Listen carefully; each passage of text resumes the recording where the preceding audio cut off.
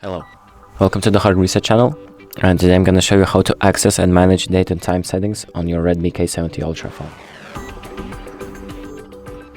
So the first thing we're going to do is we're going to open up settings on our phone, right here, and then we're going to scroll down until we see the additional settings option, and then we're going to click on date and time.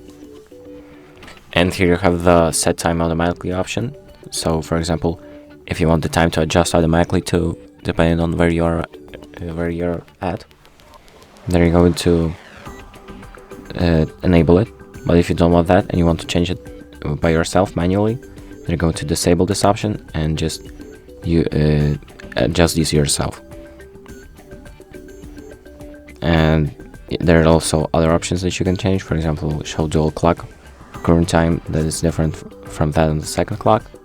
So click on that and just change the second clock to something else, and all of this other stuff. And that's it. Thank you for watching, and make sure to like and subscribe.